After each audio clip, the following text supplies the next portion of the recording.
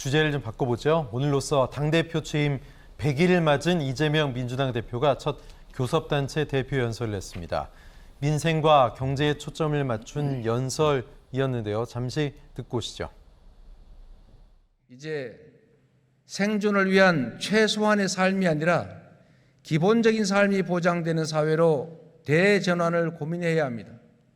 서민 지갑 털어 부자 곳간 채우기 정책은 민생 경제 위기의 근본 원인인 양극화, 불평등을 확대시킬 겁니다. 우리 민주당이 반드시 막겠습니다. 네, 민생과 경제 위기의 근본 원인인 양극화, 불평등의 확대를 민주당이 막겠다 이렇게 주된 내용이 들어가 있습니다. 자, 이 대표의 원내대표 교섭단체 연설. 김 소장님 어떻게 보셨습니까? 저는 굉장히 잘 정리됐다라고 봅니다. 연설문 전체를 쭉 훑어보고 들어봤는데요. 지금 우리 사회 그리고 전 세계의 가장 중요한 문제 무엇이겠습니까? 양극화입니다. 사회적 양극화, 경제적 양극화, 소득의 양극화. 그렇기 때문에 국민들이 굉장히 고통받고 있고 또 최근에 러시아의 우크라이나 침공 이후로 굉장히 심각한 경제난 우리 고환율, 고금리 이런 상황 속에서 우리 경제가 어렵지 않습니까? 예. 결국은 경제 살려야 되고 민생 살리는 것이 가장 중요한데 그 출발점 그동안에는 이제 우리 사회 전체가 이 서민들의 삶을 최소한의 보장을 하겠다는 것 아니겠습니까? 그런 다양한 복지 정책이 있었지만 곳곳에서 구멍이 나고 있고 이런 위기 상황에서 국민들의 삶이 위태해지고 있습니다. 그래서 국민들에게 최소한 기본적인 삶을 살 수 있는 그런 요체를 만들어주겠다. 과거에 기본소득, 기본주택, 기본금융 이런 얘기를 했었는데요. 이제는 야당이 이런 흐름들을 가지고 우리 사회 전체 국민들의 시름을 덜어주겠다. 그리고 국회가 정쟁만 하는 곳이 아니고 외교 문제, 다양한 이슈에 대해서도 얘기를 했고요.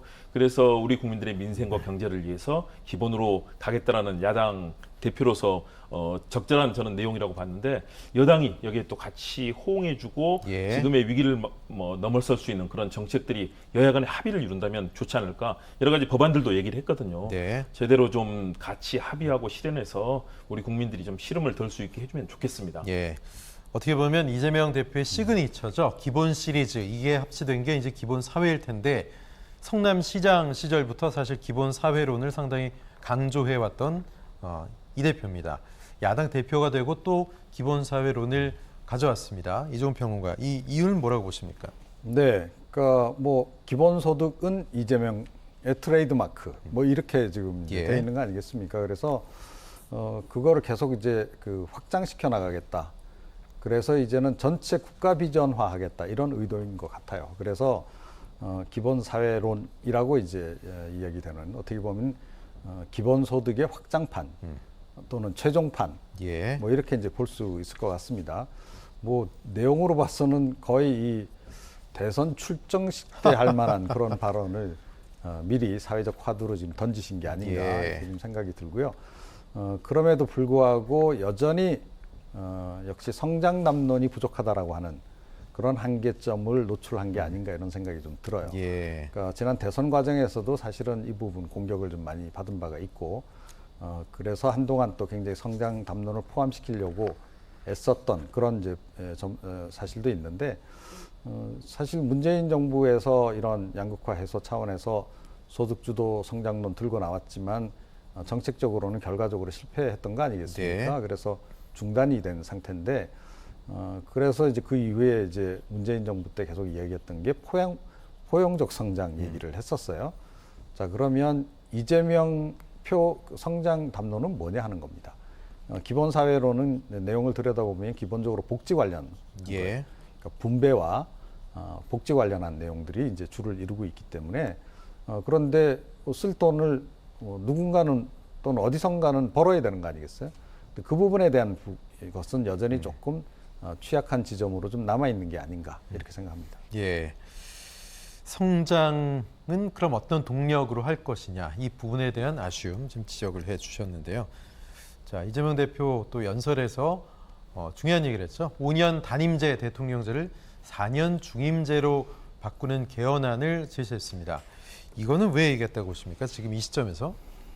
사실은 이제 이 개헌 관련한 특히 4년 중임제 이 개헌론은 이재명 대표 이전에도 문재인 대통령도 시도했던 바가 있고 지금 현재의 그 여당인 국민의힘도 과거에 여러 차례 시도를 했던 바가 있습니다. 그리고 역대 국회의장들은 대부분 다 이 개헌을 하려고 시도를 했었고 문재인 정부 기간 동안에는 상당히 열심히 뭐 추진도 했지 않습니까? 그래서 대통령이 직접 개헌안을 만들어서 공개한 바도 있고 네. 이제 그런 상황인데 이게 여러 가지 정치적 이유 때문에 자꾸 이 타이밍을 놓쳐요. 그래서 이제 여기까지 오게 된 건데 지금이라도 이거를 해야 되는 거라는 얘기를 다시 한번 강조를 하고 싶었던 것 같고 뭐 좀 이제 그 이면에는 혹시 본인에게 기회가 돌아오면 네. 8년 대통령을 할 수도 있는 거 아니겠습니까? 그래서 그런 뭐 좀 정치적인 의도도 어느 정도는 좀 담겨 있지 않나 이렇게 생각합니다. 미국이 지금 중임제죠? 그죠? 예, 그렇습니다. 예, 그렇군요. 개헌 특위를 만들어서 개헌안을 만들고 또 2024년 총선과 함께 국민투표에 붙이자 이렇게까지 구체적인 로드맵을 제시했는데 자, 김홍국 소장님 이게 당위성이 있는 얘기 또는 가능할 거라고 현실성이 있다고 보십니까? 일단 당위성은 있는 거죠. 네. 왜냐하면 방금 이종훈 평론가 잘 지적하셨듯이 역대 정권마다 다 그런 개헌의 네. 필요성에 대해서 공감하고 있었고요. 대신에 이제 과연 가능성은 어떤 것이냐 쉽지는 않습니다. 그러나 지금 우리 국민들이 대통령제에 대한 선호도가 높습니다. 의원 내각제라든가 사실은 의원 내각제의 필요성이 분명히 있거든요. 예. 책임 정치의 측면에서 대통령이 아무리 잘못해도 5년 내내 가거나 안 그러면 탄핵 같은 불행한 사태가 네. 와야만 되잖아요. 그런 측면에서 의원 내각제의 책임 정치 필요도 한데 우리 국민들이 의원 내각제에는 손을 안 들어주시기 때문에 예. 대통령 중임제인데요. 아까 이종훈 평론가 얘기하신 것처럼 아마 그런 건 없을 겁니다. 왜냐하면 개헌을 하게 되면 개헌 당시 대통령은 항상 제외가 되고 그 다음에 선출되는 대통령이 이제 이 중임제의 혜택을 보기 때문에 그런 것은 당연히 없을 거고요. 대신에 이 가능성은 정치권은 계속 이야기해야 된다. 네. 그리고 지금이 윤석열 정부 이제 취임한 지 대통령이 당선된 지가 6개월 지나지 않았습니까? 그렇죠. 지금 초기니까 지지율이 워낙 낮아서 사실은 개헌 동력은 약하지만 이때 개헌을 집권 여당이 만일에 추진한다면 지금 거대 야당 아니겠습니까? 네. 만일에 야당이 협력해 준다면 이번에 개헌은 성사될 수 있는 거죠. 윤 대통령이 단언을 여기서 결단 내리고 또 여당이 같이 해준다면 이거 가능성이 있는 거거든요. 그런 측면에서 적극적으로 얘기하고 그동안의 87년 체제에서 새로운 다시 한번 대한민국 헌법 체제를 만들 수 있는 그런 문제를 해결할 수 있는 길이 있기 때문에 저는 앞으로도 아마 이런 얘기들은 야당뿐만 아니라 오늘 이재명 대표의 얘기뿐만 아니라 예. 여당에서도 아마 이런 얘기를 계속 나올 거다. 예. 지금 대통령 단임제가 굉장히 불행한 결과로 많이 이어지는 그런 상황들을 우리가 많이 보지 않았습니까? 그렇다면 예. 뭔가 이런 권력 구조적인 측면의 개편도 이루어지고 또 우리 민주주의를 채우는 다양한 형태로 변화시키면서 성과를 내는 쪽으로 가야 되기 때문에 그렇게 해야 된다. 과거에 이재명 대표가 이제 전환적 공정 성장이라고 해서 다양한 성장 담론도 얘기했는데 이런 부분들을 앞으로 5.18 정신 비롯해서 다양한 부분들을 우리 헌법에 또 바꿔낸다면 개헌을 해낸다면 이 대통령 중임제까지도 이루어지면서 성과를 낼 수 있다는 측면에서 여당이 호응한다면 가능성은 있는데 현실적으로 여당이 지금 굉장히 동력이 예. 약합니다. 그 점이 좀 우려가 됩니다. 그렇군요.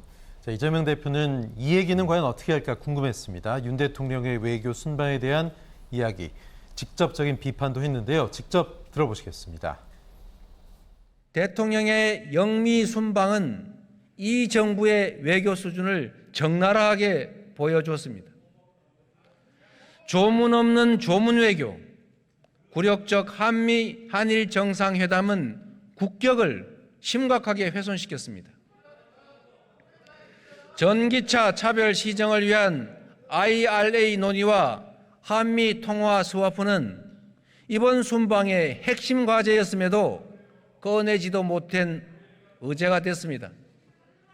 제1당으로서 이번 외교 참사의 책임을 분명하게 묻겠습니다.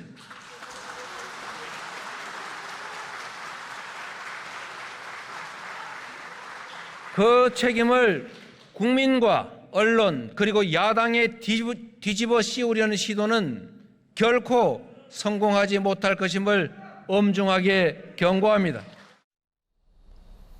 네, 오늘 이재명 대표의 연설, 원내대표 첫 데뷔 연설이라는 점에서 또 최근에 좀 나라가 어수선 시끄러웠죠. 정쟁은 최소화할 것이다, 톤을 조절할 것이다 이런 관측이 많았는데 예상을 깨고 제1야당으로서 외교 참사의 책임을 분명히 묻겠다 이렇게 얘기했습니다.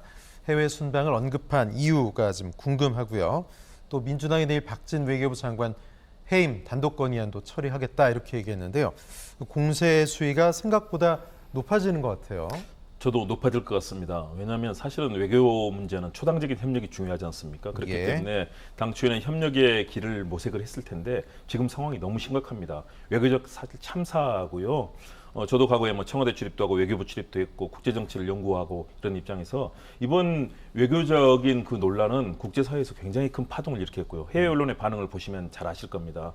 그리고 더불어서 그렇다면 이 당사자인 대통령실과 또 관련되는 외교 관련 담당자들이 국민들께 정말 정중하게 사과하고 문제를 해결하는 것이 아니라 도리어 이것을 언론과 야당 탓으로 자꾸 돌리면서 사실은 정쟁의 양상으로 끌려가고 예. 있거든요.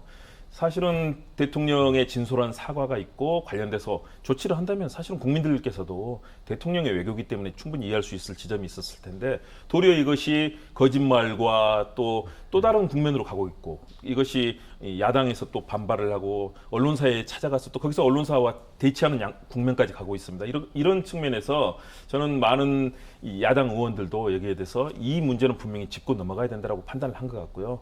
그래서 저는 대통령실과 여당이 빠르게 이 문제는 진실을 밝히고 또 사과할 부분이 있으면 사과하고 해서 이 문제를 정리해야 되는데 이 문제를 계속 끌고 간다면 야당의 공세 수위는 더 높아질 거다라는 측면에서 같이 초당적인 협력을 할 수 있는 길들을 어떻게 만들어낼 것인가. 결국은 대통령과 정부 여당이 선택할 수 있는 길이 있는데요. 빠르게 그런 길을 선택해서 이 사안이 오래 가는 것은 좋지 않습니다. 우리 국가를 위해서도 그렇고요.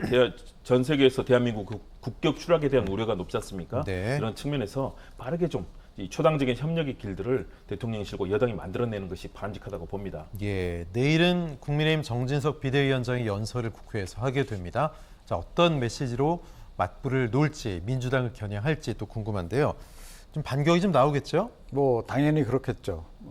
이미 이제 특히 외교 관련된 부분에서는 지금 뭐 초기에 설명했던 것조차도 지금 부인해 가면서 새로운 프레임을 지금 들고 나온 상태 네. 아니겠습니까?